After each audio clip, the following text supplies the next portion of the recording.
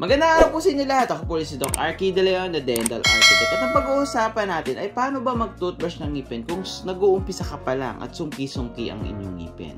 Or kaya naman pagpatapos na po kayo. So una sa lahat, syempre nag-uumpisa ka pa lang sa braces. So dahil nag-uumpisa ka pa lang sa braces, mahirap pa po ito i-toothbrush gamit ang normal na toothbrush. Kasi iba-iba level ng ngipin. Pag ginamitan natin ito ng normal na toothbrush, ang nangyayari po ay parang paiba-iba po yung level ng ating galaw. At madalas, hindi po natin nalilinis yung mga gitnang parte nila. Tulad nito. So, yan. Kahit toothbrushin natin yan dito, hindi po naaabot ng ating mga normal na toothbrush. Okay? Kaya meron po tayong mga special toothbrush na para po sa braces. Tulad po nito. Okay, yan. So, para sa mga sungki po, kung kayo ay nag-uumpisa pa lang at talagang sungki pa yung inyong ngipin, hindi pa po siya pantay-pantay, ito po yung gagamitin natin para ma-toothbrush po ito. At maganda po ito dahil naaabot po ang likod. Yan. Yan. Dito po natin toothbrushin yan para maabot po lahat ng parte ng ngipin. Tulad po nito. Yan.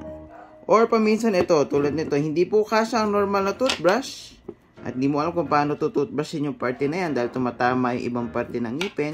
Kaya maganda rin po may ganito tayong manipis na toothbrush para po malinis po iyan. Yan. So ito po, paminsan ginagamit din po to pag ganun. Pwede rin, lagi ko po sinasabi, pabilog po ang maganda. Okay?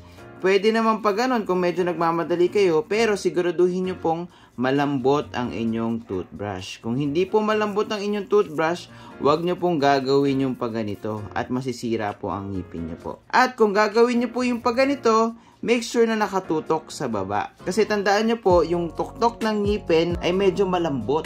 Okay? Hindi na po siya enamel or dentin na po yung parte na yan. Dahil ang dentin, mas mabilis maupod kaysa sa enamel. Baka masira po lalo ang ngipin nyo at gilagid. So, pag gagamit po kayo nito na to, tutok nyo medyo pababa, taka nyo po ganunin. Pag nasa baba naman po kayo, ganun din po. Tutok nyo sa pataas. Yan. So, ito po, maganda rin po dito sa mga ganito, sumisingit, kasi ayaw din po natin masyadong natatamaan ng wire natin, kasi baka mapwersa ang wire, matanggal po ang ating bracket. So, as much as possible, kung kayang iwasan ng wire, mas maganda. Pero hindi naman po ganun ka-sensitive pag tinamaan natin yung wire. Medyo matibay naman po yan. So, sinasuggest ko lang na gumamit po tayo ng mas maliit na toothbrush para sa mga sungking ngipin. Kung may mga parte naman tayo sa ngipin natin na medyo flat, pwede natin gamitin ang normal na ortho toothbrush. Ngayon po, meron naman po tayong, kunyari, itong mga sobrang sungki, sobrang grabe, yan. Paminsan kahit ito po gamit natin, medyo mahirapan ng onte. Okay? Matatamaan po niya pero hindi niya talaga malilinis ng sobra-sobra. Pwede po tayong gumamit ng mga interdental brush tulad po nito. So ito po, pagka ganito po medyo maluwag, mas maganda po, mas malaki po ang ating gamitin. Ito po, tingnan po natin to. Ito po, sakto po yung ganito para sa ganitong klase ng toothbrush. Pero kung tulad nito na masyadong maluwag, pwede po natin ito palitan. O gumamit tayo ng mas malaking interdental brush. Buksan po natin to. Yun, ang laki. Sobrang laki po. So, ganito po. Yan. Then, pag ganun po. Dahil mas malaki na siya, kaya na niyang abutin yung ibang parte. Okay. Huwag niyo pong gagamitin yung isa para sa lahat. Pwede siguro yun pag pantay-pantay na po ang ating ngipin. Ngayon naman po, paano naman po ito yung mga ganito kanipis? Naku, nipis. Hindi kasya yung ano. Hindi rin kasya ito. Medyo mahihirapan. Matoothbrushan tong parting ito. Tatry natin tong malaki. Masyado pong malaki. So, papalitan po natin yan. Pwede natin gamitin itong napakaliit na interdental brush. So, kung bibili po kayo ng interdental brush, maganda po, iba-iba po ang size ng inyong binibili. Okay? Para mas maabot po niya yung mga parte na mahirap abutin. Pero kung medyo matagal na po kayo sa pagbe-braces, umabot na po kayo ng mga 3 buwan or 6 na buwan, medyo nagpapantay-pantay na po ang inyong ngipin. Pag nagpapantay-pantay na po ang inyong ngipin, pwede na po tayong gumamit ng mga ortho brush or yung mga normal na toothbrush. Pero hindi ko pa rin ina-advise ang pagganitong motion. Okay? Or kung hindi naman kayo masyadong sungkit, tapos nag-braces kayo, pwede kayong dumiretso sa ganito. Okay, ito po, dahil kita nyo po, dahil may space siya, malilinis na yung braces nyo po at yung ngipin at the same time.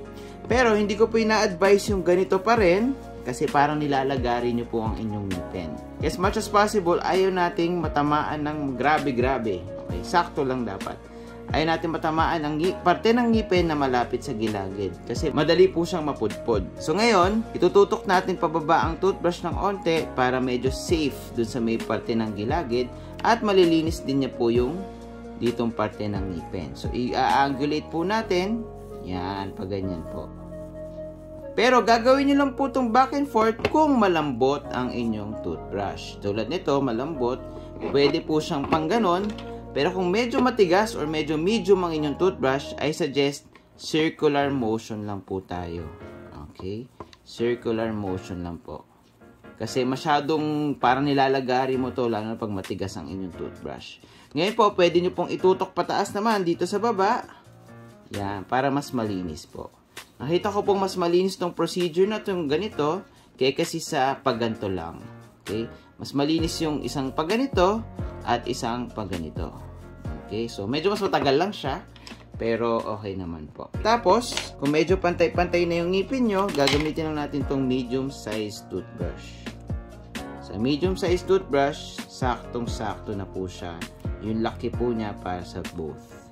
Okay? Hindi nyo na po masyadong magagamit itong malaki at itong maliit. Ito, maganda to sa sobrang sungki. Pero pag medyo pantay na kayo at patapos na, mas madali na ang buhay. Okay? Total, 3 to 6 months naman kayo magtitiis lang sa mga ganitong maraming klase ng interdental brush.